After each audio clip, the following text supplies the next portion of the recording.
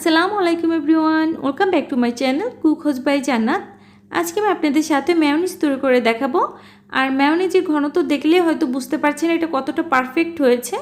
আর এটা এতটাই সহজ, এটা তৈরি করতে সর্বোচ্চ 5 মিনিট সময় লাগবে। আর এটা কিন্তু তৈরি করা খুবই সহজ আর এর উপকরণ খুবই অল্প। আর বাজারজাত যে মেয়োনিজগুলো আমরা কিনে খাই তার থেকে কিন্তু এটা কোনো অংশেই কম না। মেয়োনিজটা আমি বলবো তার থেকেও অনেক বেশি ভালো লাগবে। আপনারা আমাকে ট্রাস্ট করে একবার এটাকে বানিয়ে দেখতে পারেন। এটার উপকরণ খুবই অল্প, কয়েকটা ইনগ্রেডিয়েন্টস দিয়ে এটাকে কিন্তু বাসায় তৈরি করে নিতে পারবেন। যে কোনো চিকেন রোল, স্যান্ডউইচ, শর্মা এগুলোতে কিন্তু এই মেয়োনিজটা ছাড়া হয় না। আর মেয়োনিজটা তৈরি করে যদি যে কোনো খাবার বাসায় তৈরি করেন সবাই অনেক বেশি পছন্দ করবে এবং বারবার বানাতে বলবে। আর এই জন্য আমি একটা ব্লেন্ডারের জারের মধ্যে একটা রুম টেম্পারেচার ডিম নিয়ে নিচ্ছি আর দিয়ে দিচ্ছি 1 চা চামচ পরিমাণে সরিষা। এখানে আমি কালো সরিষা নিয়েছি, আপনারা চাইলে সাদাটাও নিতে পারবেন। আর 2 কোয়া নিয়ে নিয়েছি রসুন।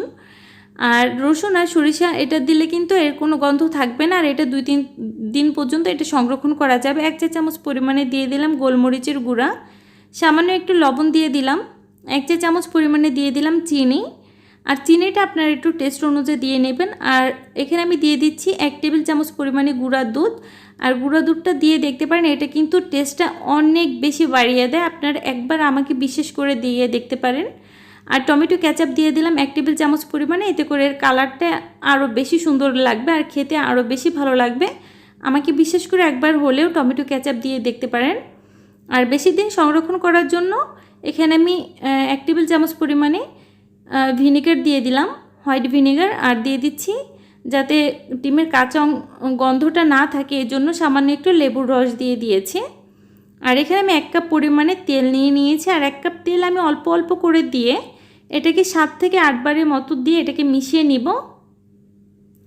অনেকবার করে এটাকে দিয়ে তারপর মিশিয়ে নিতে হবে যতবার দেয়া যায়, কিন্তু একসাথে কিন্তু পুরো তেলটাকে দিয়ে নেওয়া যাবে না, তাতে কিন্তু ডিমের যে মিশ্রণটা রয়েছে এটা কিন্তু দানা দানা হয়ে যেতে পারে। অল্প অল্প করে তেল দিয়ে এটাকে আমরা মিশিয়ে নিব যতক্ষণ পর্যন্ত না এটা একটা ঘনত্ব চলে আসে নিজেদের পছন্দ মতো। আর উপরে যে ব্লেন্ডারে জারে যে একটা ছোট ঢাকনা থাকে সেই ঢাকনাটাকে আমি খুলে এর মধ্যে আমি অল্প অল্প করে তেল দিয়ে নিব। আর এটা আমি 5 থেকে 6 বার করে নিচ্ছি, দেখতেই পাচ্ছেন এটা কিন্তু 6 বার। আমি সর্বোচ্চ এটাকে 8 বার করে নিব। আর এরই মাঝে এটা সুন্দর একটা ঘনত্ব চলে আসবে। আর 1 কাপ তেল পুরোপুরি এর মধ্যে দিব। আর আপনারা হয়তো ভাবতে পারেন যে কাঁচা ডিম দিয়ে করছে, এটা কিভাবে হলো? এটা কাঁচা ডিম দিয়ে করা হয়। মেয়োনিজটা সাধারণত কাঁচা ডিম দিয়ে করতে হয়। আর এটা কোনো ফ্লেভার বা কোনো গন্ধ আসবে না, এটা খেতে এরকমই হয়। আর এটা কিন্তু খেতে অসম্ভব টেস্টি। আপনারা বাসায় একবার হলেও বানাবেন, তাহলেই আপনারা বুঝতে পারবেন এটা কেমন লাগে। আর এখানে আমরা কিন্তু লেবু দিয়েছি, ভিনেগার দিয়েছি, রসুন দিয়েছি, এতে করে এতে কোনো গন্ধই থাকতে পারে না। আর এখানে কিন্তু দুধ দিয়েছি, এতে করে এটা ফ্লেভার আরও বেশি ভালো লাগবে। আপনারা আমাকে বিশেষ করে এটা একবার হলেও দিয়ে দেখতে পারেন, আর না থাকলে না দিলে কোনো সমস্যা নেই। আর দেখলে হয়তো বুঝতে পারছেন আমার মেয়োনিজটার ঘনত্ব কত সুন্দর হয়েছে। আর মেয়োনিজের ঘনত্ব এরকমই হতে হবে। আর আমি সবসময়ের জন্য চেষ্টা করি যে কোনো রেসিপি আপনাদের সাথে খুবই সহজভাবে শেয়ার করার।